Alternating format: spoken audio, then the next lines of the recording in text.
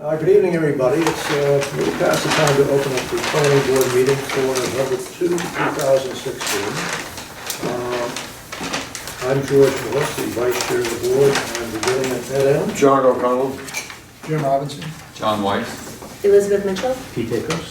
Martha Taylor, town planner. Very good. First item on the agenda for the board is meeting minutes, and I think those are just for August 11th. That's correct. So I had just a note on the third page, am I right? That it repeats the motion, at least on the copies that I have. I have two motions that are the same. No, one, they're different. Are they different? They're different. One was to accept it as a minor modification, and the other was to I got it. Site plan. And to special, Site- it was, special, one was for the site plan approval, the other was for the special permit. Okay. And the only other comment making on this is still noting that we owe ourselves a tour of Plum Island, which is in these minutes from the, Well, no? George. Did you guys do that? Yes, we did. George and I did that. So, oh, okay. So you can give me I will give you a briefing sometime. Okay, Right. good. So with that, I'll make a motion to accept the minutes. Is there a second? Second. All in favor, say aye. Aye. Any opposed? Martha abstained. Yes. Yeah. Okay, Chris. Chris Oren, owner of Balmoral Development LLC, developing the church on Avenue Central Street in California. So I'm here on an informational purpose only, just to put forth some potential changes for garages and driveways of the church. Martha and I walked the site yesterday, so she's very familiar with it. And I'd like to show you what I'm thinking of doing, and I was going to have Steve Sawyer put all the calculations on paper, the revised calcs, and give that to you if you deem appropriate at the next meeting. Question means. Can everyone see that? If you want to hold it up somehow? Yeah, oh yeah. How many can we put out there? Like poker chips. A whole new function. So what we want to do is, on this part of the property, the two parking spaces for this unit and this unit would stay exactly as big.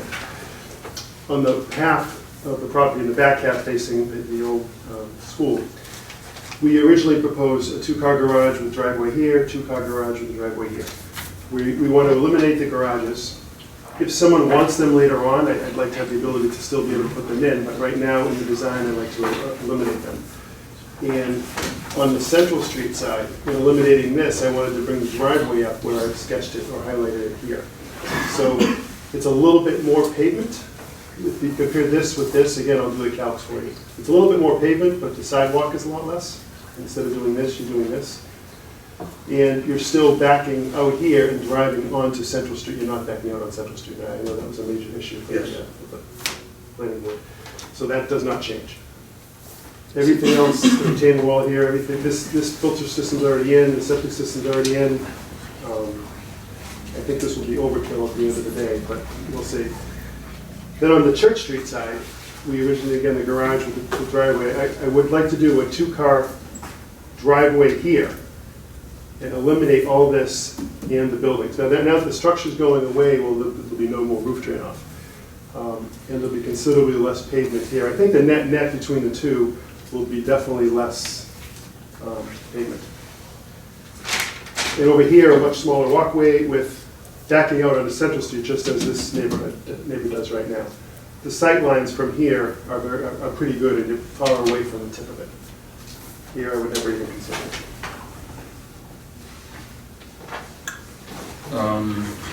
In a way, I guess my question is that, in a way, it's up to you from a marketing point of view. Yeah, I don't think I need them. You don't think you need them? No. Because They're bulky, and I like the driveways closer to the homes.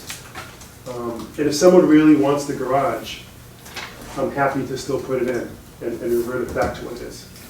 so is the garage just for one of the units, or was it shared? There's a two-car garage for this unit and two-car for I this see. unit, for the two back units. These never had garages. What is left for parking back there? If you're taking out the garages, you can have parking pads or? Well, you have this structure where you have 2 cars here with a backhoe. Oh, okay. Yep, kind of like it was before. And here, I don't see how you, explain how that works over there, I don't know, this I think I get, okay. Here, you park your cars here, and and then that's it, back and up. it's just 2 cars, 2 cars, yeah. and 2 cars here, Yep, and 2 cars, 2 cars. so the total number of units is 4? Yep, yeah, 2 cars each. And one thing, while we're talking about this, and I did show this to Martha, I'm open to however you guys want to do this, but down here, my original plan, actually building this wall as we speak, down here, we were going to just landscape pretty much close to right up to Lund Street. Right. Avery, from Brickhouse Construction, you guys know anything? He lives down Fall Road. He suggested maybe we keep a curve here of just some cars. So sometimes families wait for buses and they pick up kids and things like that. Might not be a bad idea. That's sort of city land here, but I'm open to putting a space where some cars can park and drop off kids and then sort of wind it back here and have a little gravel sidewalk and then trees and landscape. Or we can landscape right to the street. When we approved this a few months ago, wasn't one of our recommendations on this that you work that out with the town? Can't recall. That's my recollection. Yes. Yeah, it was going to be. That the town, whether it's James or, DPW, where I'm not sure who it is, but, so have you had any discussions with them? I don't recall that. I thought we were landscaping right to it, but I have no problem talking. Well, yes, but because it was, you were gonna do landscape on town property, Right, that right. they would need to agree to what you were gonna do. Who would I talk to about that? I think Well, I think James, the DPW director, would DPW be a guys, good is the person. guy you think But it of, might- Okay. James Yeah, Surratt. I met James. Right, but it might also be appropriate to talk to the selectmen about it. I mean, it is in the town. You might wanna just give Jeff a call, and then after you do that, talk to James, and then see what they say. I don't know, do we have any thoughts on this? I think that's the way you would go as far as the plan is concerned. Martha suggested maybe a landscape and keep enough room for cars to parallel park, but not full park. Mhm. That's a possibility too. But you're leaving the Martha option said open. that, then we're okay with that. But you are leaving the option open for a buyer to have a garage. So if Yes. one person wanted a garage and I one didn't, yeah, exactly. you'd have to build a double. If someone, we're doing this, we'd like to do this now. Right. We're actually doing it at risk as we speak. If they wanted a garage, we would go back to this configuration, and I'd have to change the driveways back to what it was. Yeah. If only one wanted a garage. We could do it on one side, yeah. We could do this on one side and this revised here. I'd like to have, if it works for you guys, that flexibility in the plan to do this, but be able to go back to this, revert back to the way it was if someone wants it. Can we do that flexibly? I think it could probably be a condition to do that. I will say, standing out there yesterday, I think it would benefit from not having the garages there. You think it gets, the whole site gets too busy? It will be more crowded with the garages. Having that openness, I think, will be Okay. beneficial. Especially because we're putting in trees, the retaining wall here, there's gonna be things. Yeah. that- I wasn't aware of this, but I did drive by yesterday, I did see all the work you've been doing up in this area, and the property is beginning to, take its form. Mhm. And I can see now, as we're talking it through, that adding those 2 structures would make it a bit. It stands so busy. well on its own, Yeah. so. That's true. And in terms of the historic nature of the church, preserving that, so that is a good idea. Yeah. It really helps preserve that facade and the tower. Yeah, yeah. How do you like the new roof line? I like I like it better. You like it? Good. Most people that I've surveyed, everyone, well, most people actually, What? most people prefer the new roof line. It's not as bulky. It's, There's some holdouts on that. there's some holds up there, that's what. Yeah. Yeah, I'm well known as being a talented architectural critic. My taste buds were shot off the work. Just so you know where the project is now, all the partition walls are framed, all the framing is done. We're doing the site work now, the stone walls and all this that we're talking about. We're gonna plant some trees in late November. So when are you gonna market it? In the spring? Early, like January, February. Oh, really? Yeah, because the idea is to do a lot of mechanicals now. The siding has started as well. I don't know if you noticed, they trimmed out some windows. Yep. So in about a month or so, month and a half, it's gonna really start to initiate. Just a couple of side issues. the garage roof can go into this BMP, but the parking lot can't unless it gets treated. And I don't think you want to, treating it's a big pain. I'm assuming down here that there was some treatment for the pavement, and I'd have to talk to Steve Sawyer about that. I'm assuming we do the same treatment even if it was up here. Well, the pavement, you can't discharge off pavement into a groundwater recharge thing. Right. You've got to treat it first, Right, okay? yep, So rather than do that, all I'm throwing out the idea of get this draining to swales and let the swales find their way to a town catch basin. So you're gonna be getting the water, you're gonna get a certain amount of unofficial recharge right. by running through a grass swale. I was gonna And you're give, getting it off the property. yeah, I was gonna give it to Steve and have him draw Yeah. something up for you. That's fine. Yeah. Okay. But you can't run it off pavement into that, which he knows. Yeah, yep.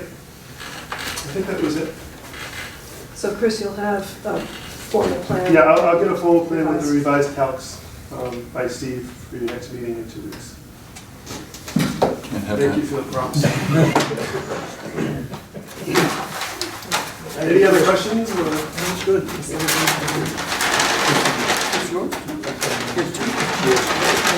Are you Cub fans? Oh, yeah. Oh, I think so. I was in Chicago with my son who came to school last weekend. We were at a restaurant watching the game. The vibe is unbelievable. Yeah, it's pretty fun. Yeah, it's fun. Thanks, guys. All right. Thanks, Mark. And we are right on time at 7:15 to open up this public hearing for approval of a subdivision plan for 255 High Road, Adam Chase True Real Estate Development LLC. And I will recuse myself as the butter. Thank you. Thank you.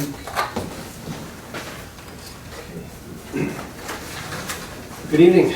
Long time no see. For the record, Scott Cameron with the Moore & Cameron Group, 66 Elm Street in Danvers, Massachusetts, with project civil engineering consultant. Adam and Lauren True, the applicant, are here with us this evening.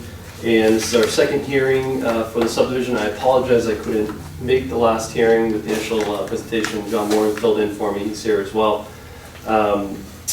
We continued it from the original date. I had a conflict. So I'm going to have just a brief presentation for you tonight, more just a refresher on the project, and then I imagine we'll probably do some question and answer back and forth. So this is the 3-lot subdivision. I was going through my file this evening and I came across the article from the Selectmen's meeting from last year when this was originally in front of them for the 61A. And I'd forgotten, but at that time, Adam had presented to the Selectmen that he intended to develop this for 3 lots, not 6 lots, not 4 lots, but 3. He wanted to restrict the property from further development, and he wanted, and his intentions came through. We're here today with exactly that. We presented this over the summer, as you know, with some waivers that we felt were in the public interest to create a project that was more conforming with the neighborhood character, which is more of a rural agricultural feel, a lot of gravel driveways along the property, and that's what we're aiming to achieve here. So I want to go through a quick summary of the waivers again that were listed in a cover letter and then also on the cover sheet of the plans here. The first waiver we're asking for was a waiver from the environmental analysis. This is something the board can grant for projects that are 5 lots or fewer, obviously the 3 lots here. The waiver on the roadway construction is the second one listed. So what we're proposing is a 20-foot wide gravel road, no sidewalk, no asphalt, and a right-of-way reduction from 53 feet down to 40 feet. We feel this makes it more in character. This is really the big one to make it look and feel more in character with the neighborhood. The drainage will be managed through swales along the edge of the roadway down to a larger, basically bringing that water into the field where we will create a very shallow berm along the edge here to impound it, talking 8 inches to a foot. This will be very subtle, using the large expanse of the field to do our stormwater management for us. Country drainage in its purest form. The third waiver we are requesting is a waiver for the provision of a 20,000 gallon underground storage tank for fire protection. We had previously heard from the fire chief that he did not have any issues with that waiver. It's not typical for this neighborhood. And then the last waiver we're requesting is the waiver for the 30-foot radius, which is normally required on the return for the roadway at your intersection. The reason for this being, this is the optimal location for the curb cut. There's already an existing curb cut here that was permitted by Mass DOT some years ago, I'm sure with the site distance in mind. At our site walk today, we did spend some time standing there and watching the cars, and there are some trees, but you can see them quite clearly from a distance away. And again, we're only talking about 2 new house lots on the property, so it's a very low traffic load coming onto the street. And this will also preserve the frontage of the property so that we're coming in, not have to clear any trees, we can keep all the mature trees there and keep that frontage really as you see it today. And Mr. True's already been cleaning up a lot of the grub and the scrub brush that's in that area, debris that had just been left there for over the years from the prior owner. The other item that came up since the last meeting, earlier today, I received a letter back from Mr. Sawaka, who is the board's review consultant. I did not see any other comments in here that needed a response, so I'm presuming that at this time he's satisfied with our response to his initial letter. I got his response this afternoon, and I've had the day from hell. You know, this idea of giving us stuff to rule on the day of the hearing is not a good thing. Perhaps Martha can summarize. I didn't see any comments that were in this letter today. Yeah, I was curious about the stormwater issue. You had. And I asked him about both of those. I did get in touch with him to confirm that there were no issues, and basically what he said is that a lot of the things he raised were the waivers, which are up to the board to accept or not accept. And he felt that the stormwater issue has been dealt with appropriately. So he has... Something you didn't have to do anyway. If you read the thing real carefully, you're excluded because it's less than four lots. Yeah, I appreciate that. He did raise it, so we wanted to talk about it. I know John presented that at the first hearing. What we're referenced to is a specific condition for presuming a forested condition on the property, even though we know this is a field and our intent is to keep it as a field. I did note that the curb number for Woods Good is exactly the same as curb number for Hayfield. It's not, you picked you picked an agricultural use. Yeah. But when it's hayfield, not pasture. Pasture cows make a mess of the hayfield and they compact the soil. Yeah. But this has been hay since time immemorial. There were never cows there in the last 60 years, I can guarantee you that at least. That was here then. So the other change we made to the plans, and this was presented at the last hearing, but you were just getting it that day, it was from a comment from the fire chief regarding the diameter of the cul-de-sac back here. And if you recall, in our initial plan package, we had submitted to you a cul-de-sac that had a right-of-way diameter of 110 feet and an outside travel lane diameter of 90 feet. And the fire chief asked us to increase that diameter, the right-of-way, to 140 feet in the outside radius of the travel lane to 126 feet. Now that was based on a prior precedent that had been approved for the town. Of course, we demonstrated that the original design also worked for the Newbury fire truck. And you could see, if you were on the sidewalk today, that this is a very large cul-de-sac and could still be a little larger because the subdivision regulations require a 140-foot diameter. So that would be another 14 foot bigger than what we have here. Now we can do all that, but we feel that, this is, we'd be happy to do this if this is the desire of the board. We do think that a smaller diameter would be appropriate here, and we've demonstrated that the fire truck can turn around it. So the way the plans stand right now are based on the last comment from the fire chief. I'd be happy to take a look at the reduced diameter if the board wanted to entertain that. Well, what is the fire chief's position on that? Because previous chiefs have been adamant that whatever we had in the rules and regs, and I've had a number of conversations with Billy Pearson, and no way in hell does he want less than that. Now, if Chief Walker is okay with it, I guess it's okay with us, but I got the impression that he's... Yeah, did you receive any correspondence from him today on the matter? Well, it wasn't today, it was the day of the last session of the public hearing. And he did, He did state that he wanted a minimum of 126 feet outside diameter, so he's Yeah. willing to. So it's 14 feet less than the board, than our regs. Right. But he did want the width of paving at the cul-de-sac to be 25 feet. They were showing, I think, 20. We had 20, yeah, and Right. it is 25 right now. Right, so that's been increased. Well, as long as he's happy, I think we should be I happy. did speak with him today. Stand up. Yeah, sure. Introduce yourself. Adam True, 255 High Road. I did speak with Nate today. He was gonna try to get something over, I guess it didn't quite happen, but just to approve this, so that you didn't have to worry about it, I guess. But he did say that this is what he's gonna say the board should approve. But if you were inclined to reduce it, then that's your right, and he would be okay with it as long as the model fits the truck, which we did show that it fit, so. But he doesn't want the liability or any of that end of it, I guess. He wants to stick with what they've minimally put So, out there. yeah, he But if wants the to board recommend, wants to- and if we want to do something differently, He's that's okay up with to it, us. as long as the truck can do the turning radius. Okay. I would not be in favor personally of going less than what the chief wants.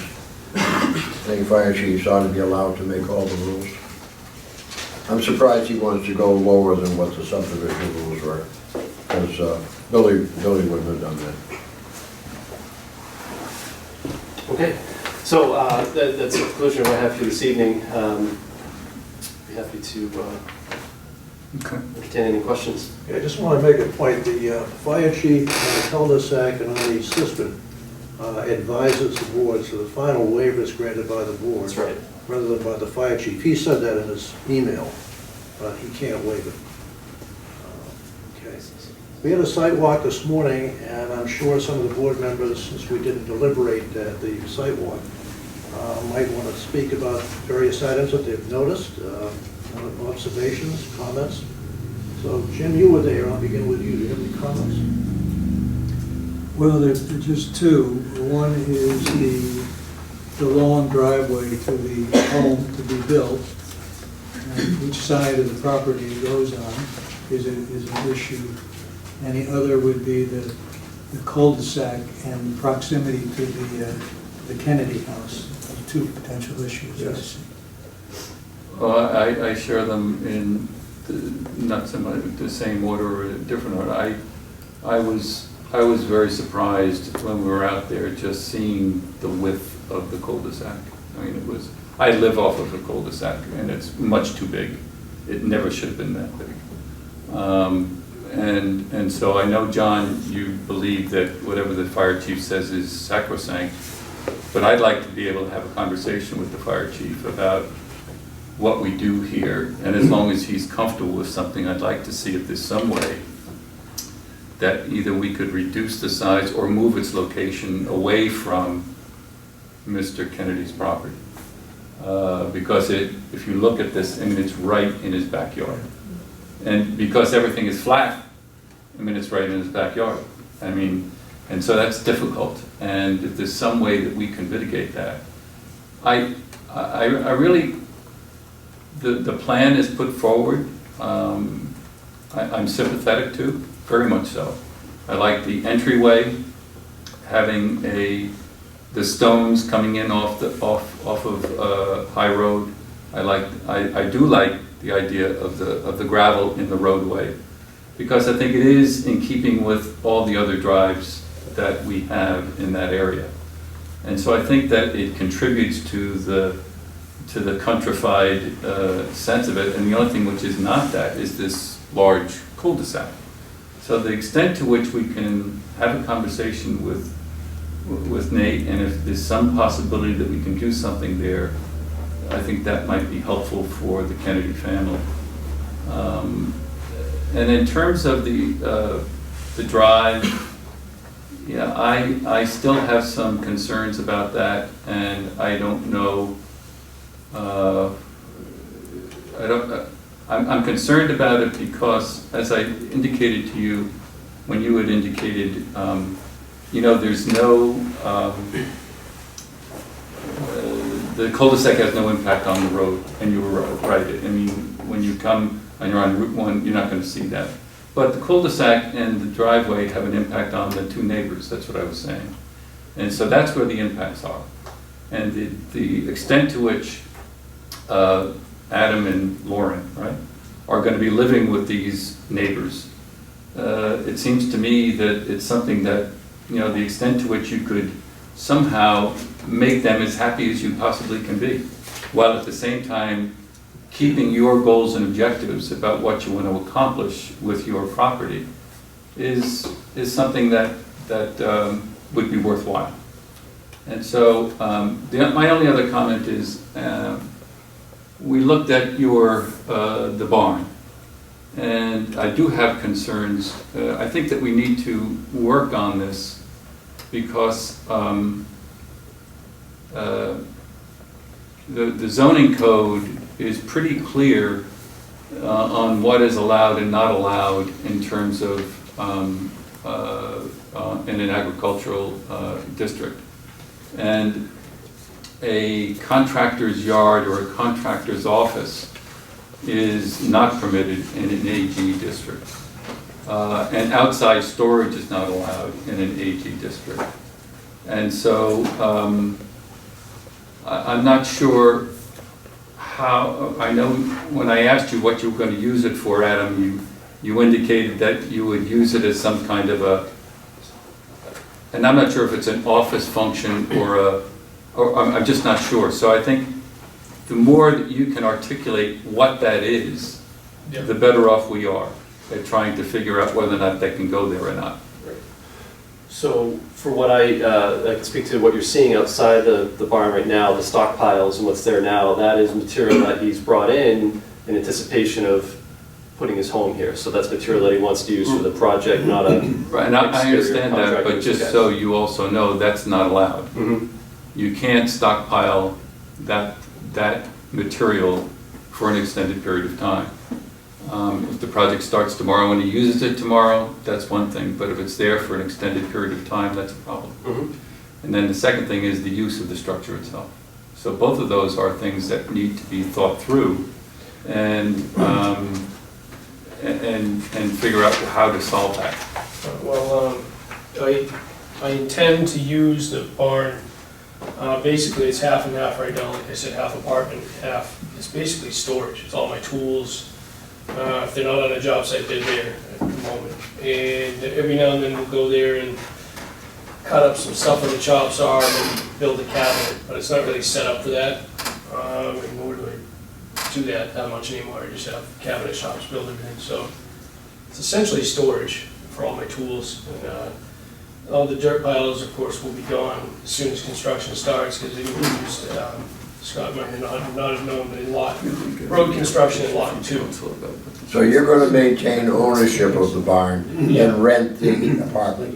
Right. It stays in the family. He's not, Yeah. that other property is being sold. Right. The lot But this 2 stays in the sold, family. That one stays in the family, and so then it's got So I plan got to a be family landscaped. member that's going to live there? My brother lives there now. Oh, okay.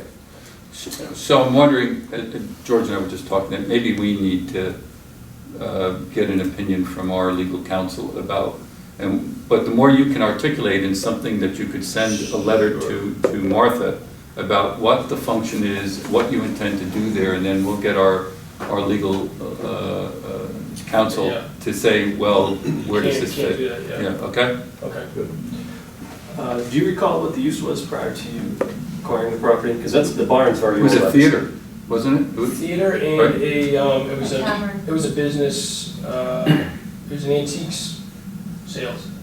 So there's some commercial, yeah, so we'll Yeah. have to look at It that. had many It's a zoning. licenses for antique sales, I guess. But that was a long time ago. Most recently it was used as a residence cell. 83, 86, Right, I think so- the last 2 permits from the town.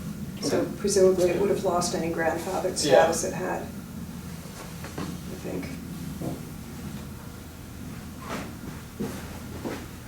Peter, did you have any comments? I think my comments were very similar to what John articulated.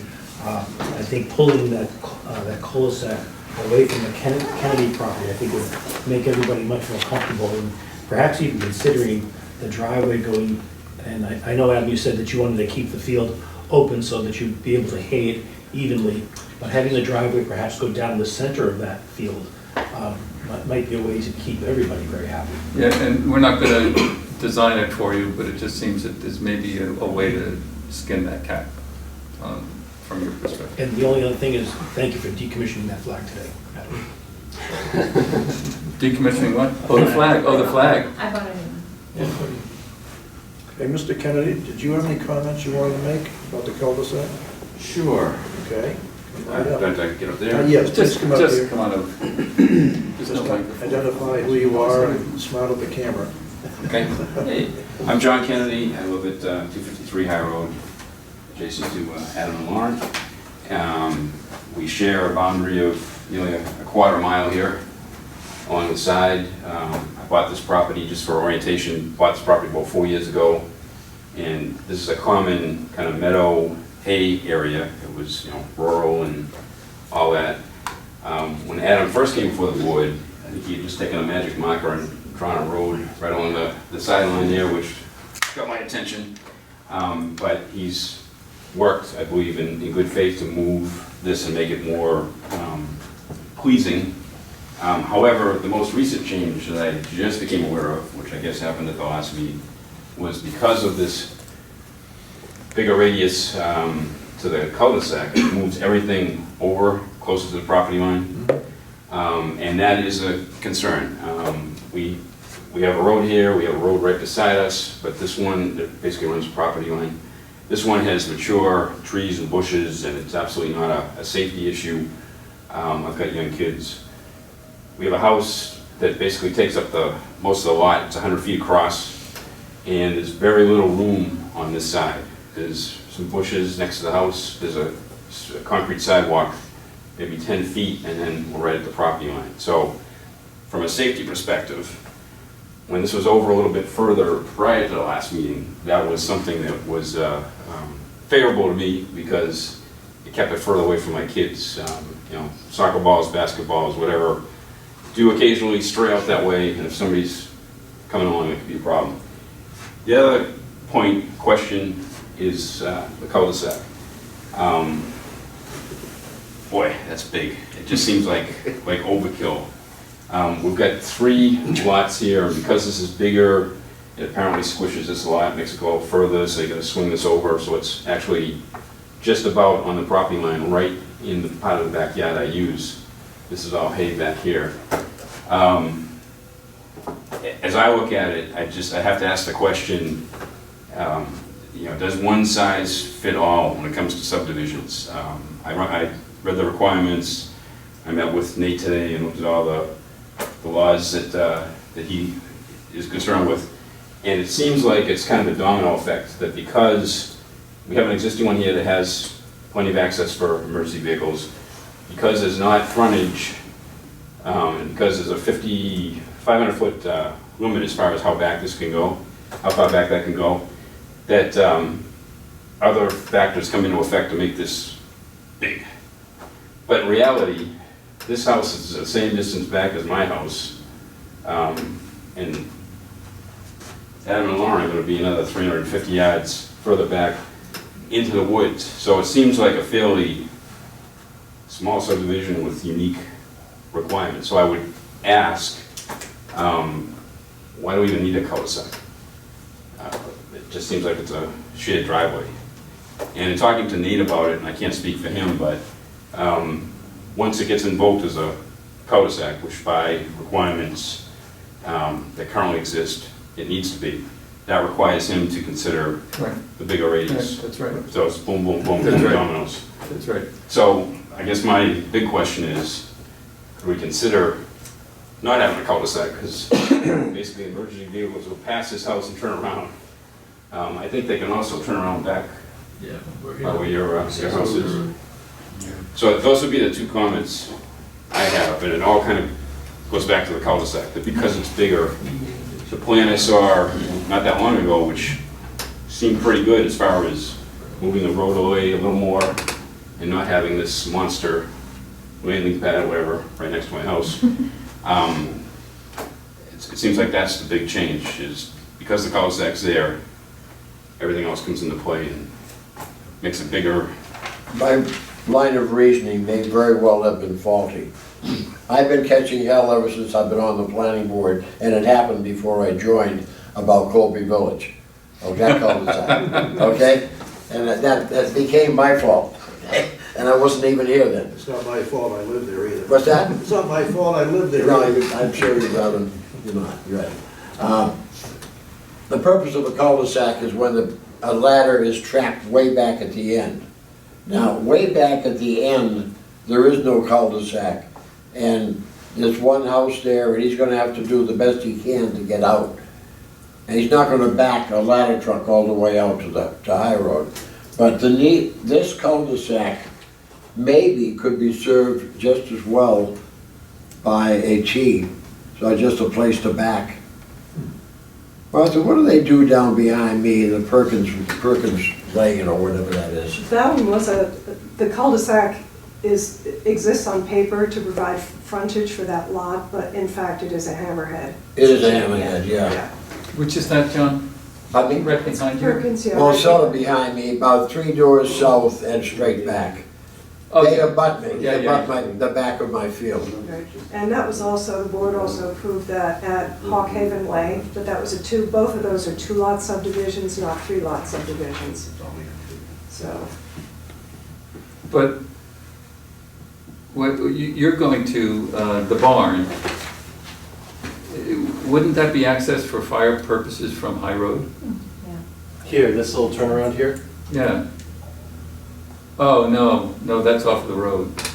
I mean, Well, right now, I if see there was where a, you're going. right now, if there was a fire, how would the fire department go? They block that road, they just pull off on the shoulder. Well, I don't know if we can Is set a up hammerhead permitted? set up a, it might be. How would you recommend that we proceed here? Do we need to maybe sit down with Nate? Is that yeah, possible? I think having a discussion with the fire chief. Do we need to would do it as a probably full be board or just representatives? good. I think representatives would be okay. I don't know if he would need to have that discussion with the Board of Fire Engineers, Okay. but we could. Why don't talk you about see it. if you could set up something? You know, that would- Okay. And the other thing I'm wondering is whether there might be any benefit in considering waiving the length of the cul-de-sac, if that would give a little bit more flexibility in terms of where it goes, rather than sticking to the 500 feet. All discussions. Yeah, You mean move it east? possibly. I mean, right now, it's back as far as it can go, and that kind of limits where it can go and the impact on the second lot that's being created. And maybe there's some other ways to look at it if there were a little flexibility in the length. I don't know, I'm just kind of thinking out loud. Has there been flexibility in the length before with any of the There divisions? has been, I mean, there are provisions for any of the waivers, if it's felt that it's going to be, of benefit, to the subdivision and the neighborhood, the board can grant waivers. Could that turnaround at the True House suffice? No, that would be way too far. No, it's too far. That's way too far. It serves for him. I'm just gonna put this here for perspective for the board. This was the original submittal, and as Kenny was referring to, Right. the smaller cul-de-sac, we can pull it away, So I'm more and the fire truck can make this turn. And we can reinforce the shoulder even, so if they need to go off on the shoulder a little bit, which they wouldn't need to. Right, we did talk, when I met with the fire chief and the deputy chief, we did talk about that. Their concern about reinforcing the shoulder really comes down to plowing, because if the shoulder's there, it's not gonna get plowed. So they wanna make sure that even if we have a severe winter like we did a few years ago with a lot of snow buildup, they can still navigate that turn. Yeah. And he may, it may just be with any plowing. Sometimes you have to get out there with a bobcat and push the snow banks back. I mean, that's what we had to do two years ago. I also know, Adam, you made a comment that you didn't want to restrict the size of Lot 2.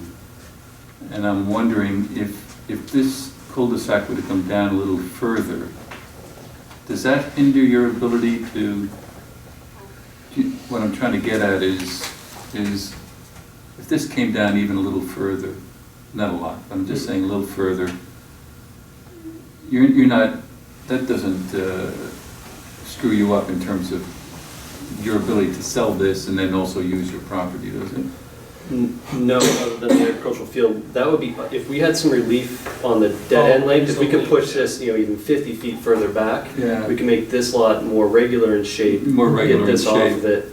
But that's, it's a waiver, we'd have to ask for. I understand that, but it might work better.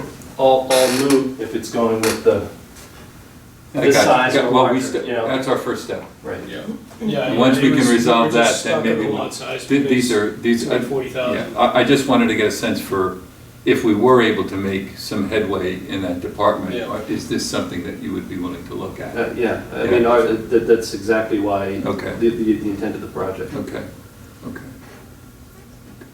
But we don't want to overburden the board with a ton of waivers, dead end road lengths. so, Hey, Overburden us, it's fine.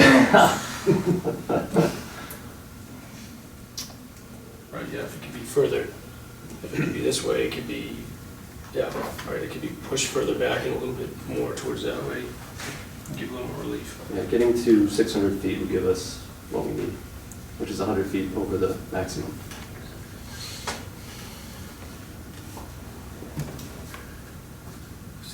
It'd probably lend itself to a better lot for them too, actually, as well.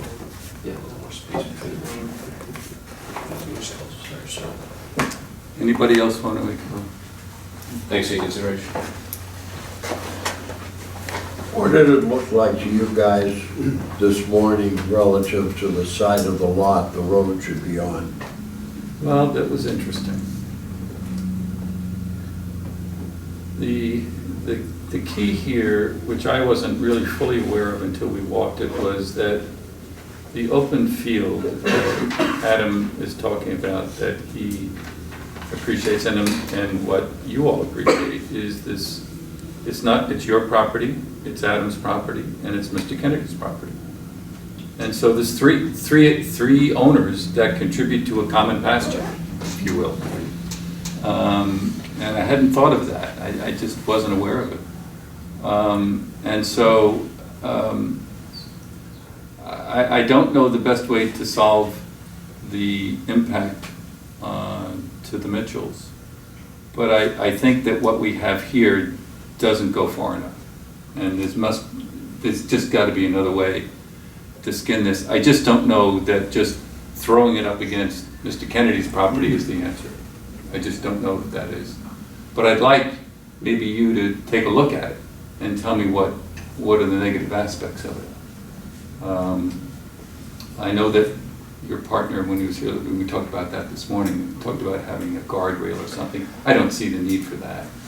But I would be interested in seeing a sketch that shows it in a different location, and then what does that do to your view that you want to appreciate from your house? And of course, your house can be anywhere. Right now, it's in the corner. But what does it do to your view? What does it do to the Mitchell's view? And what does everything then do to the Kennedys? And I guess that's a perspective I think that needs to be thrown into this, is that we need to solve for three property owners here. And I just think that the driveway right now doesn't solve for them. And also obviously the original, or what you just, what do you call it, a heliport pad, doesn't solve for the Kennedys. So I'm just saying, we're prepared to move on that and meet with the fire department on it. And I think that we need to also have some movement maybe on the driveway. Sure. Including a potential for a shift to the other side, because if you get a longer cul-de-sac and smaller, perhaps with the center, then you can have a line go off of that to the sideline on the north and go back that way. So, if I could, there's technical reasons and there's aesthetic reasons as Right. well that, as I'm looking at this and talking to folks for over a year now, from a technical perspective, that's what I do. On this side of the property, obviously, everything sheds this direction. Our intent here is to do a very soft berm, just to say we comply with the regulations, but impound the water in the field so it can go into the ground. If we were to run the driveway on this side, well, we've got to build that up, because we can't have water coming into this area, filling up and being in close contact with the surface of the driveway, because now we're going to have freeze-thaw issues, we're going to have erosion issues. We would need a culvert under here now, so now instead of just a sheet flow going out, now I have a pipe discharge onto the Kennedy's property. And with the comment about the guardrail, because now we're building that up to make sure we don't have any freeze-thaw issues, we have a shoulder that we have to protect so nobody drives off of it. And that may likely require us to put some sort of protection there. If it's not a guardrail, it's a berm, it's a something.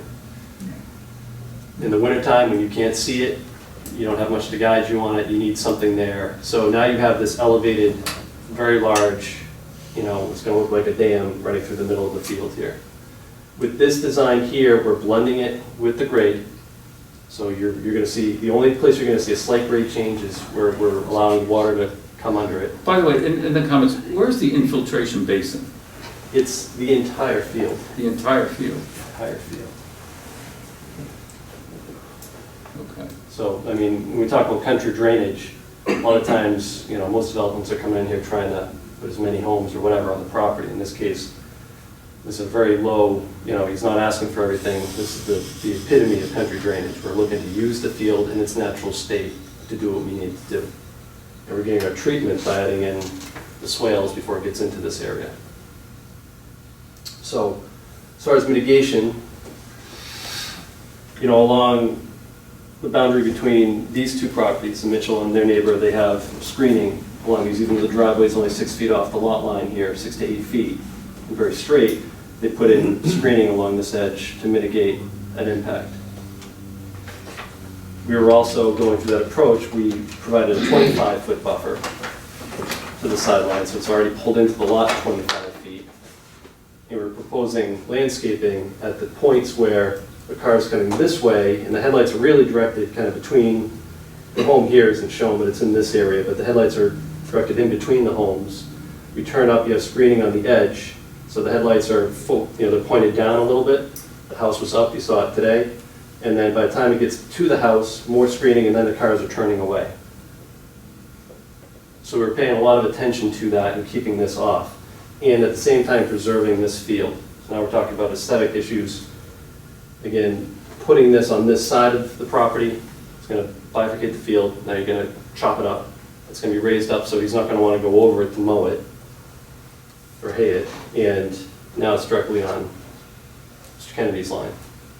So we felt this was an optimal design. We were really trying to take good care and attention, more so than is normal on a subdivision plan. I don't know if you often get landscaping plans and this level of detail on a lot design, but there has been a lot of effort put into this. I have one comment, if I may. Yes. Elizabeth Mitchell, 255, I don't even know where I live anymore, 257 High Road. And I think this is implicit, especially for those that were at the site walk today, but we've been talking a lot about aesthetics, and the placement of the driveway is far more than just aesthetics to us, and I think also for the Kennedys. But that's a factor, but it's also the introduction of vehicular traffic in both the front and our backyards for both properties, and all the things that come with vehicular traffic. And I remember vividly, Adam, you probably don't even remember saying this, but at one of the meetings where you presented, you acknowledged that you drive really fast. That races through my mind almost on a daily basis, that my children and my animals are going to be, close. I was being a wise ass. But it's one of the things that goes along with vehicular traffic, and my point to the board is simply that the aesthetics are one piece of it, but our concerns are larger than that. And I hope we have the opportunity to discuss them further and to work together to try to find a solution that works for everybody. But I did want to make that clear. Thank you. Thank you. Mr. Kennedy, do you, maybe this isn't a fair question, but you did say that when you first saw the plan, you thought it was going to be a roadway right on your property line. Is that a serious problem? If we're trying to get a solution here, a way and solve for the Mitchells, are you willing to accept some of this as a solution to be close to your property? Well, I certainly don't want to impact Elizabeth at all, but I think I'm already majorly impacted up front where the house is.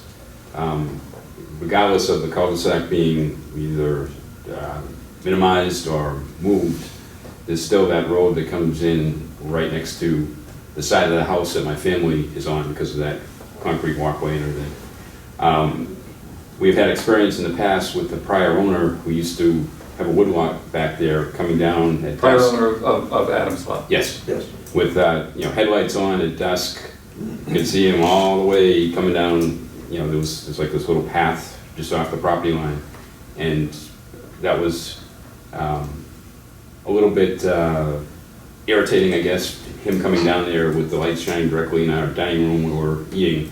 I imagine if there's a house back there, there'll be many more trips back and forth on that road. There's no screening there. It's just a hayfield. So anybody coming down that lot line, it just shines directly on the house for the whole route of travel. A lot of our consideration went in that direction, that Mr. Kennedy was gonna have an impact on the cul-de-sac part, so that we'd switch sides and stay with the natural grade, and we thought it really worked nicely to flank the headlights, because if it was a straight shot, it would be straight into Kennedy's backyard the whole way. So we really did work hard to try to figure out the best solution for the whole thing.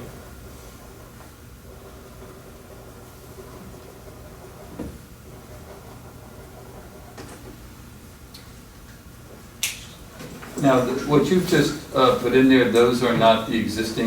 Those are new, and Those they're are not proposed. reflecting, I believe, the abutters put in new plantings as well in this area. These are the 3 trees, the more mature ones we were standing next to, and there's new ones here as well. But you can see where we were trying to consider this.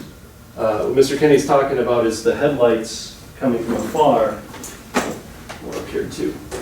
These are little things that we're putting in consideration of that. So if there's any turning around here, getting through the structures in this area, we have screening which would be in line with the house there. Screening here is you're coming up the driveway, all the existing trees and vegetation here, and that's where the hill goes up. So this would be down on the other side of the little hill in the corner, coming down and around it. Screening against the edge of the house here. Evergreen, And then the headlights, again, coming this way. This buffer here was intended for any of the headlight direction coming this direction. So really all we're talking about is the parallel route here as we're coming up by, where we're not pointing at the house, we're pointing for a little bit away from it, downhill. And then by the time we get pointing back, we get the screening again. And that's 25 feet from the lot line there. When I listen to Mr. 25 feet Mitchell, isn't even this room, though. Well, it's a good distance for a driveway, and for comparison, 6 feet. but that doesn't affect anybody. Well, there's another house right here. He's trying to compare my driveway to the True's driveway. Which Which, driveway's not 6 feet? no, he's saying it's 6, he's trying to make what, in my opinion, is an inappropriate comparison to the installation of the True's driveway to the current location of my driveway, to say that if my driveway is only 6 feet off the Smalls property line, then it's okay for the True's driveway to be 25 feet off. I get I think it's a measurement of scale for what's in the neighborhood, and that we are trying to keep it off the lot line and preserve as much of the field intact as we can. Do we know for sure whether the Colbys are going to continue to hay this or not? There seemed to be a difference of opinion at the last meeting. I'm gonna let Mr. True I speak to that. haven't talked to Charlie. You haven't talked to Charlie? No, he's- Elizabeth seemed to think he was out of here. He had contacted me last spring to ask if he could continue to hay our portion of the field, and he indicated to me that if he could not, that he was not interested in haying the property any longer. I see. So I wonder whether, since he's losing the full acre for, well, basically the whole front portion of the property, both for the Lot 2 and the cul-de-sac, our property will be largely inaccessible as a result. So I think it's doubtful that he will continue to hay, but I don't know that for sure, and I have not spoken to him. Yours will be inaccessible? How's that? Well, I think because the road will now come through and it divides it, so it's no longer a contiguous field. Right, that And- part, and- the whole thing, the three properties together have been bisected by one way or the other by that By driveway. whatever road. Right. We're not, I'm just talking, yours is not gonna be affected. I don't think that he The would whole be, complex may well be, he may well look at that as, right, I think that if any one portion of the property goes away, it's not worth his time to hay any of it. yeah. But I have not confirmed that with him, that's my Yeah. Work on the conclusion. driveway on their part. I don't think it can go up on the Kennedy's property. I don't think it.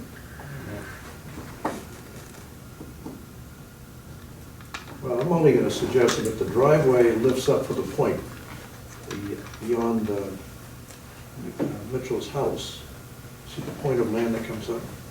Here. No, right there, right there. Mhm. Can it be lifted somewhat earlier? It's gonna still, As far as taking it, peeling it back around here. Yeah, yeah, let's pick it up a little bit. We Doesn't have to be can long. certainly take, I mean, the lot design is totally flexible, I mean, that's not something really it we're seems to me regulating here. that they're trying to look at moving that away a little bit and looking at the sight lines, looking at the light lines might go some ways to solving this thing. And we certainly want Adam to have his view down the field too. Right. But it becomes a sharing of,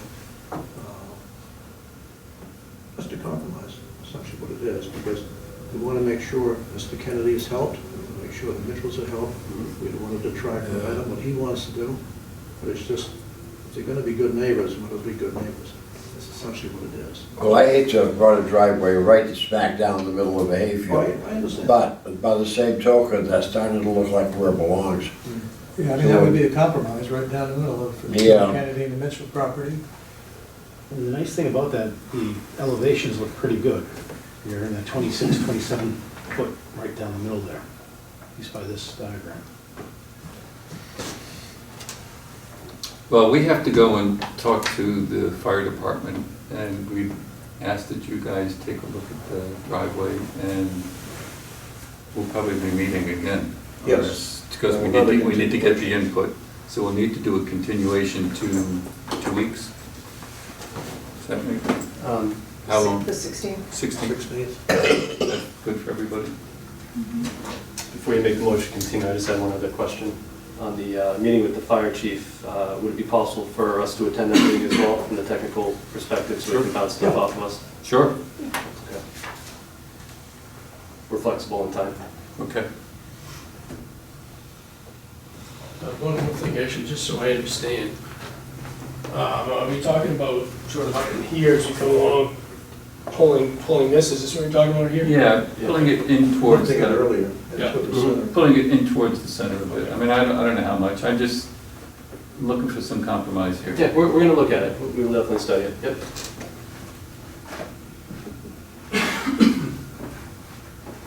And the other thing is that we're going to be sending a letter to, or a communication to our legal counsel on the land use in the barn. Yeah. But we were And going to. hopefully we'll I should offer up a letter kind of explaining. You Yes. need, I'm sorry, you need to send a letter to Martha Sure. explaining what you can do that as soon as you can, or else we may not have that for the next meeting. Okay. Is that anything, I mean, I understand the concern here, and it's a valid one as a planning board, but that's more of a zoning enforcement It's a zoning, issue. right, but Right. we like to have them all, But we're not in a position to approve anything that is contrary to zoning. yeah, if it's contrary to zoning, The use itself. if the use itself is it says right in our subdivision regs, it has to be in consort with any. Just wanted to clarify that. Right. Yep. That's why, okay. We got no authority at all to waive zoning issues. Absolutely. Yep. Adam, did you have any thought of moving that barn activity ultimately back to your house in that area? In the garage? Maybe all the way I back. know we talked about it at one point. I don't think so. The only thing I would ever do way back at my house would probably be like a wood shop, because trying to, I have some equipment, which is like, I don't know, I'd rather store it up front, I guess, if I can, tools and stuff like that, than having people drive all the way down the cul-de-sac, all the Oh, way yeah. to my house. I understand, I understand. Okay. Any other questions, comments? Now, do we need to have a vote Need a for motion for continuance? Yes, why don't you make one, please? I'll make a motion that we continue the public hearing for the property at 255 High Road to our meeting on November the 16th, for a time certain at 7:15. Do a second? Second. All in favor, say aye. Aye. Very much. Okay, guys? Thank you.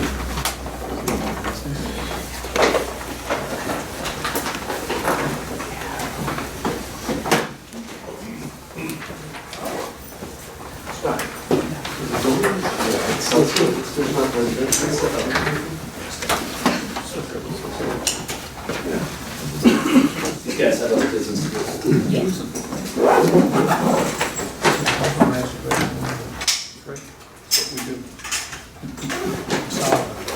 Thanks for your time. Thank you. Thank you. Thank you for sidewalk too. Oh, right. Thank you.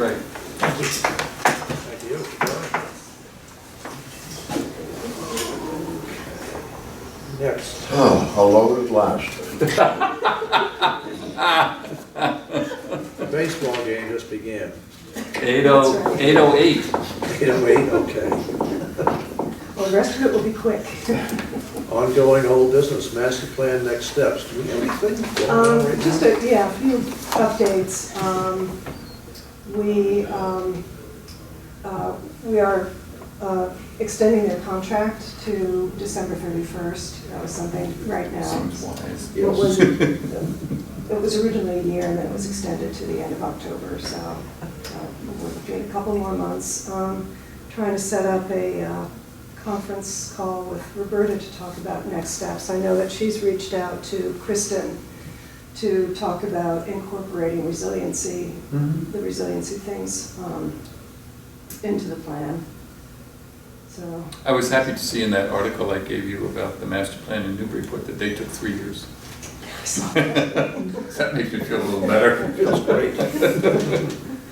So we still have homework to do on our end for the sections that we're responsible for, and I'm going to be contacting Tony to see where we stand with the transportation element. Okay. Do we have any outline idea of what's outstanding still for us? Well, for us, we've got natural resources and cultural and historic, and then the community facilities and services, which is partly done. Community facilities is only partly done, and we are missing important pieces from the police department and the fire department that we just haven't gotten. So And they're tasked with completing they're that. tasked with giving us information. Well, in the 06 plan, there was kind of important information about the number of calls they received and the increase over time, et cetera. And we'd asked that to be updated, and we just haven't gotten the updates in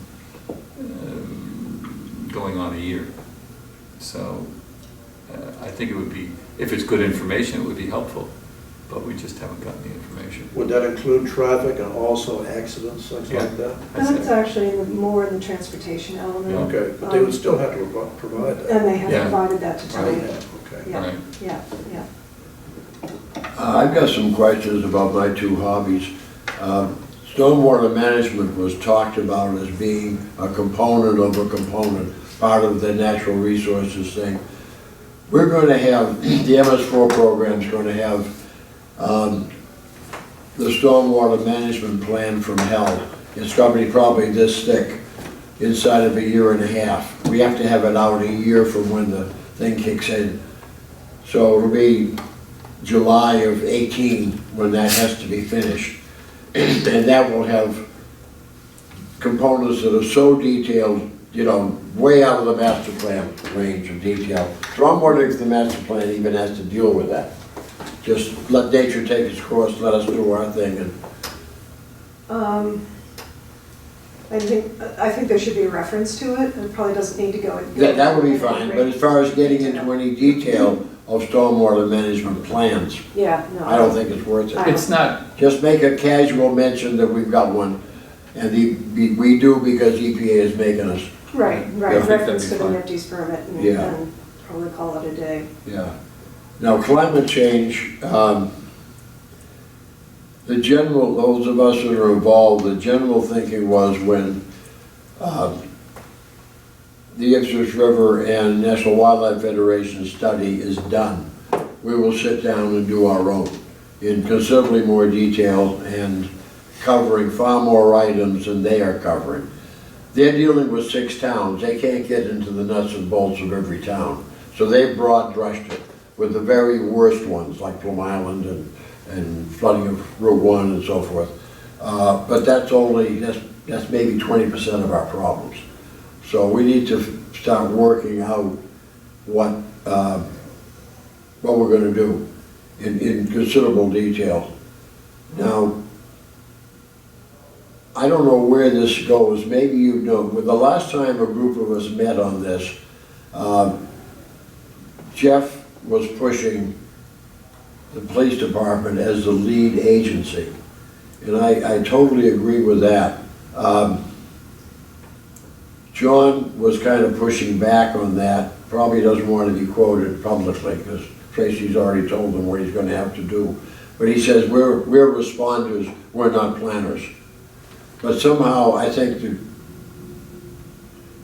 those two groups can be amalgamated. Well, my thought on that was to maybe reassemble our hazard mitigation team, Yeah, which includes police, fire, health, planning, whatever. planning, Yeah, conservation, yep, building inspection. absolutely. That's And the those right, would be the- that's All the the usual right thing. suspects, yeah. They've done it before, and this is new information, broader, and a little more maybe complicated, I'm not sure. It spreads the word. Right. But that's the way to do it. But it's all of those people have. So Tracy would do that? I didn't hear that. I didn't hear her volunteering. No, I mean. No, she'd pull the group together. Oh, yeah, I would think so. Yeah, that would make sense. And I Yeah. think she was thinking that Chief Riley, because he is our emergency management Right. Yeah, person, should really right. be, the head of it. I think it makes good sense. Either police or fire tend to be the lead agency in most communities. One or the other, depending on For which way you're going. climate change? Yes. Yeah, because, I know for emergency. yeah, well, they kind of go hand in hand like one of marriage. I mean, you don't have climate change without a hell of a lot of emergencies. Right. Jeff's point, and I think it was very well taken, was that it should be basically town employees who are far more likely to be here next year than certain elected officials. No, I mean, like a guy can, if you have a selectman that's interested in running this show and he gets voted out of office, where the hell are we?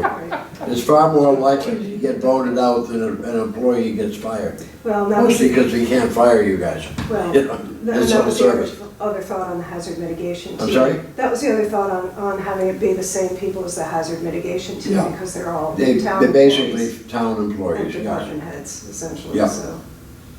Yeah, I agree. So is that pretty much good enough, and a reference to that in the Yeah, plan? I think so. I think so at this point.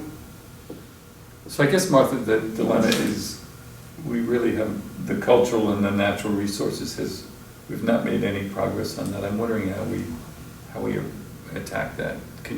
Are there some individuals that you could think of that could help you in that? Yeah.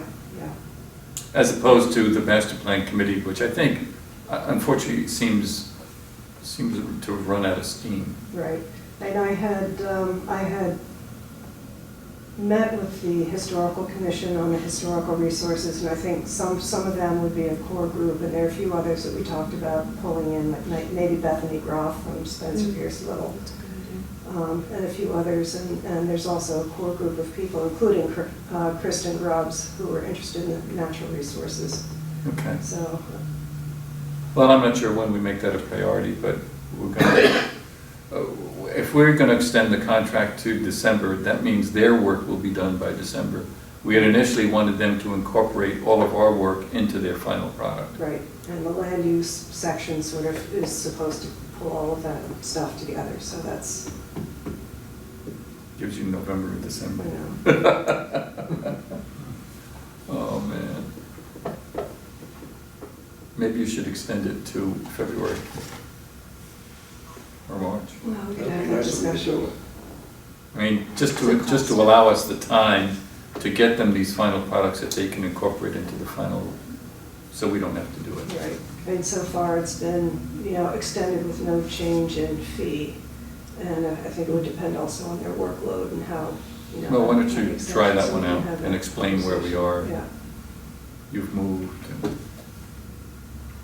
I'm a cripple.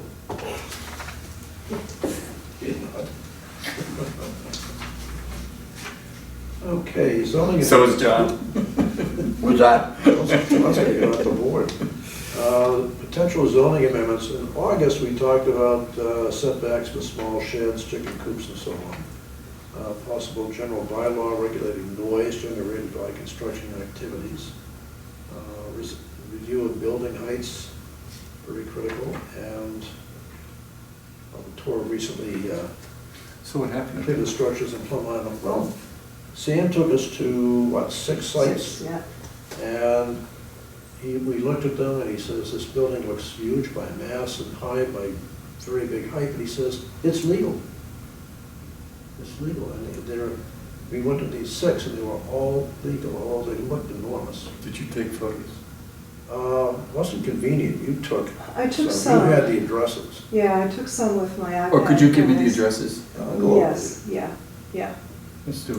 Yeah, and there was one house that was in conformity, except that they had downstairs, the lower part of the building had filled it in and closed it, and they had stuff down there, maybe living down there, so that was out of conformity. Right, but I think all of them, when they were permitted, were conforming. Right. So- But did they, in construction, did they go out of conformity? Well, there was one that was using attic space, Yeah. which had not been. There've been a number of permitted. cases in Newburyport where, developers have gone like 2 feet over the allotted height, and, they're negotiating $50,000 payments into the school fund and stuff like that, and several buildings. I guess my question is, it often is that they're permitted correctly, and then under construction, Something happens. something happens. There's not a measurement afterwards, so. So when he said they're legal, they were legal in terms of his permitting, or they were legal in terms of his inspections? They were legal in terms of permitting. Yeah. So, ones that actually look like they're 4 stories, they're actually not. They've got the suspended basement or whatever, and the 3rd level was storage. So what did you come away from that as the issue? And I think it really is, Sort of inconclusive. it's kind of inconclusive. I think it's a kind of a perception issue. I think the building height is still the biggest issue, especially where people want to put decks No, on top. on top and access to the decks. Sam feels very strongly, and I agree, that having a spiral staircase up the outside of, They're pretty dangerous. they're very dangerous, they're not aesthetically pleasing. After your 4th martini, let me tell you. Not- When the wind not- starts blowing. Or your Right. kids are skidding down the banister. Oh, man. Right. Or the fasteners begin to rust in the salt air, and all of a sudden they start pulling away from the building. So, it seems like trying to allow access to a deck without creating actually habitable space, somehow being able to define that in some way is one of the key issues. Now, do we know, is Newburyport doing anything? I don't know if they are or not. I could find out. I know that previously they used to have a limitation on what they called appurtenant structures. So it couldn't be more than 10% of the roof area or something like that. And that may be one way to deal with it, so that you don't get something up there which could be considered a room. But it's a difficult one every time we've tried to deal with it. So as you have thought about it, and thought about that, well, if we were going to do something for Springtown meeting, what would we be doing? Let me go back a step. That one of the things that with these decks on top of the roofs, is that they need access from the inside, and that's an invitation to put living space Right. intentionally. Right, that's the issue, And outside code, right on the third floor in the attic. Yeah. right, So you have 3 livable floors rather than 2. right. And I don't know how you enforce that. Sam can't enforce it. You just can't walk in. Yeah, no, we can't do it after the fact. It gets picked up again if there's a, an inspection for assessing purposes. I or if there's a thought, sale. but the building inspector inspects when the project is completed. Right, but that doesn't prevent somebody from doing something Oh, after I'm the sorry. fact. Creative revision. Right, and I think, and the other issue is once you get that deck up there, and I think this is something that Eric has brought up, He's been working on it.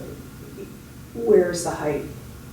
Because we've got 35 feet from mean grade to the mean height of the highest roof, And some of these are higher, it must be 40 feet. so, That's right. When Yeah. you start putting the decks on, Yeah. the plane of the deck, I think Eric's talking about using the plane of that upper deck, if there is one, at 40 feet max. I think he said that. But he's been working on it. And I will be seeing him, not tomorrow night, but on Eric, 2 weeks, yeah, Yeah, 2 Eric's weeks. fine. So, I mean, maybe the way to go on this would be to set up a subcommittee of a few of us, including Eric, to see if we can yeah, well, let's hammer do something that. out Eric do that. needs another for spring. committee. Yeah, I know.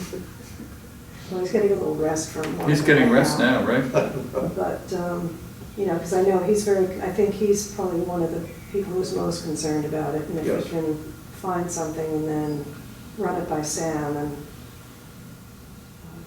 Well, you want something you can really hold on to, because Right. depending on the shape of the roof, the height of the roof, anything can happen. Well, and the issue is, and I am one, but architects can get very creative sometimes with some of these things, so. And he said he had seen one bylaw that had probably 30 different roof designs within the bylaw and how you measure them. It was all spelled out. Yeah, I've seen a couple, not with 30, but at least with a few. You. Did you by any chance go by the new homes that have just been built on Annapolis Way and Fordham Way? Just curious. We did go There's down 3 there. of them. Yeah, we went, we did. You go You know, down that there. were wiped out 3 years ago, and now there's new structures. Go figure. I mean, just amazing.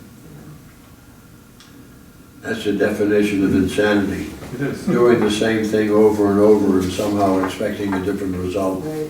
I mean, there is a difference in that they're now all on steel piles instead of, Which is gonna make a big difference, but it won't postpone the inevitable. No. I mean, it will postpone the inevitable, it won't Well, it wipe just, it out. they'll be there longer, but That's it. anyway. So is there anybody in particular who would like to work on this issue? See everybody raising their hand. The fool's errand. Yeah. It would be good. Every time we try to tighten it up, something else kind of pops out, so. Okay, update on the Byfield Estates 40B application. We have a letter in.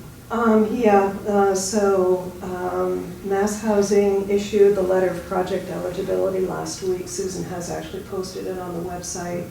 The ZBA has adopted and promulgated their rules and regulations.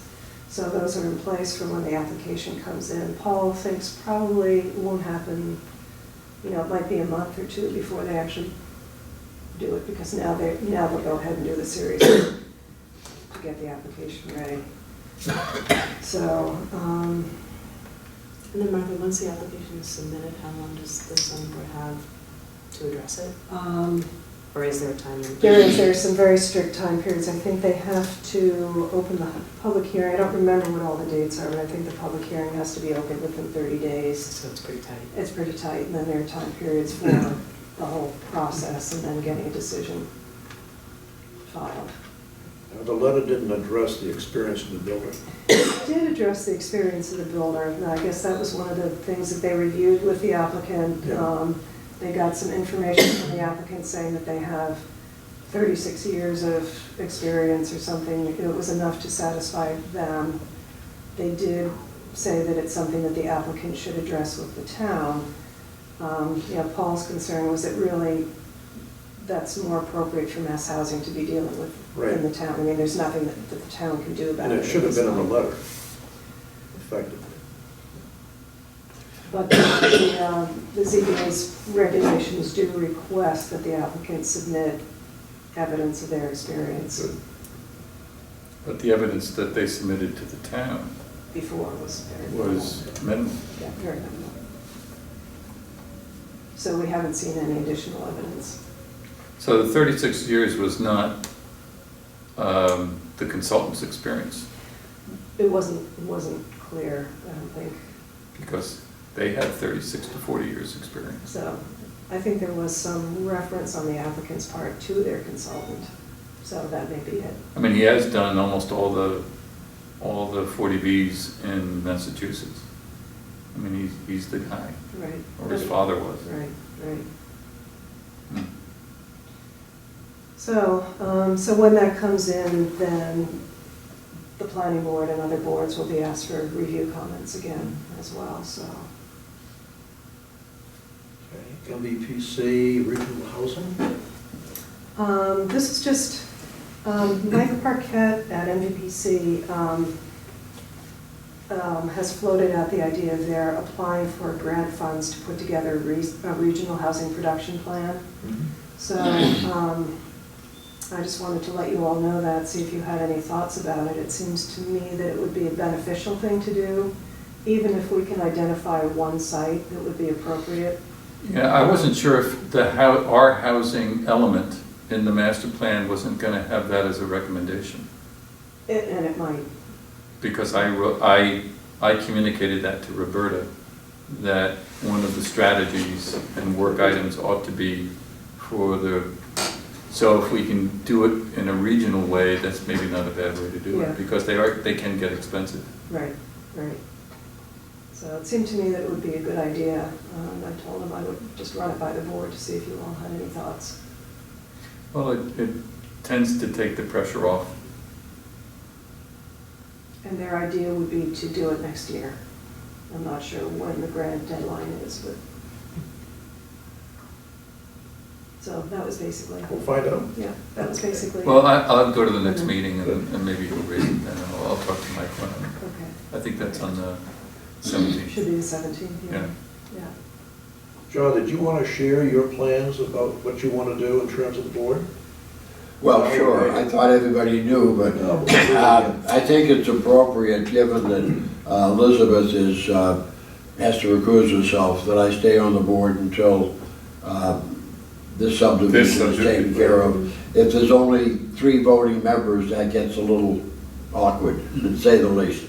So, but after that, I was planning on submitting a letter of resignation, I guess, to the selectmen.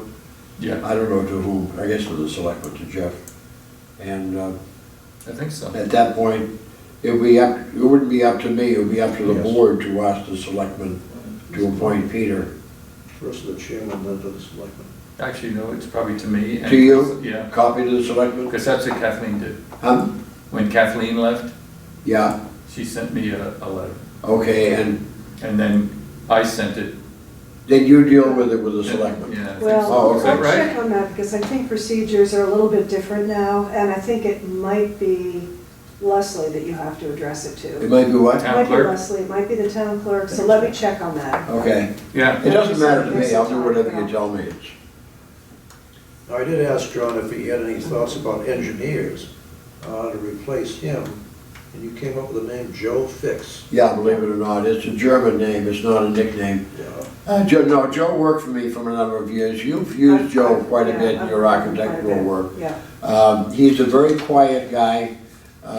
He's one of those people that he works instead of talking. You know, he doesn't have a lot to say, he just rolls his sleeves up and gets to work. And I was quite happy with him as an employee. He is basically a structural type, but he's just old enough so that he's not one of those people that are so focused they know everything about almost nothing. He's more like me, that knows nothing about virtually everything, you know. No, that's unfortunately, we have gotten to the point, a civil engineer doesn't mean you're a civil engineer by the old definition. It means you know all about this kind of valve, you know, or this kind of beam. You know, the specialization is, well, quite different when I started the business. And where does he live? Oh, he lives in, Silver Ledge. Silver Silver Ledge? Ledge, yeah, right off, I was gonna say right off Boston Road, Silver Ledge, yeah. Now, I talked to him about being an alternate several years ago, like, before you guys were involved. The time before that we needed an alternate.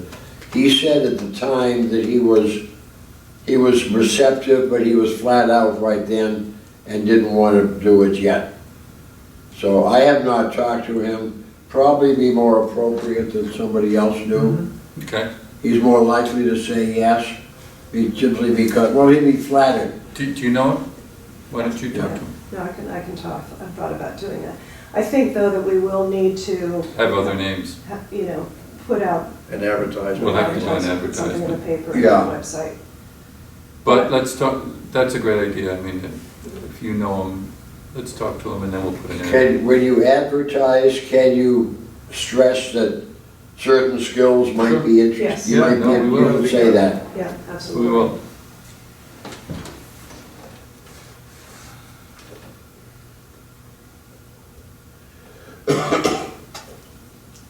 Because I, for one, John, will miss your talent on the board. What's that? I will miss your talent on the board. Oh, well, I think you'll learn to live without me real soon. I'm sure, because George. I'm gonna have to. You'll find life improves dramatically. Okay. There's a lot of evidence of that. Liaison reports. Martha, anything going on with the Board of Selectmen? I was not at the last meeting since I was away, so I really have nothing to report. Okay. I did want to say the reason the tree warden thing was on here and crossed off. He was supposed to have a hearing, a public hearing with the Board of Selectmen last week, and the process was still being sorted out. It was suggested that it should actually be with the planning board, but it turns out that's only on designated scenic roads. We don't have a scenic road bylaw, and so we have no designated scenic roads. So the opinion from Jimmy today was that actually he needs to do it on his own. So that's why. Okay. Good, good. Conservation Commission? We haven't met since the last go-around, since our last meeting. Doug did get back to Angelo's attorney and made it clear that he is nowhere near done until we get an as-built of the area in question out behind the cell tower. It was represented to us that that did not change, that it just got slightly, you know, somebody took a dustpan and brushed it and moved it from here to here. That, I swear, is not the case. There's just a lot of dirt got moved there, and it most definitely is not in conformance. So somebody's gonna have to be done with that. Okay, and there's no order of conditions that will... The order of conditions is not going to happen until that is resolved. Doug has made that real clear to Angelo's attorney. There's no sense in talking to Angelo, you have to talk to his attorney. And the as-built plan will be revised, It will be revised, yes. and we can act on it after. Well, it'll be extended, basically, because he just kind of casually said, well, this is the same as it was. Well, No, it wasn't. it ain't so. And hopefully, maybe we'll have some of that before the public hearing starts Right. on December 7th. What's that? I'm sorry? Hopefully, maybe we'll have some of that information before the public hearing on the modification starts on December 7th. Yeah, when are we doing that? December 7th. December 7th. Yes. Jada shall live in infamy. Right. Right. Okay.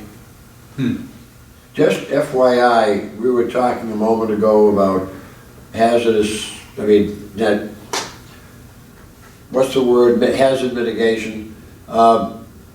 Mike Riley and Chris Leclerc, the fire chief in Newbury, are going to be at the MRBA meeting Friday morning at 10:30 at the Peter Hall, if anyone's interested. And they're going to be talking about their, how they work together and so forth. Well, that's what the preview of coming attractions that you get emailed to you says. I can't vouch for what they're gonna talk about, but that's what they were advertised as.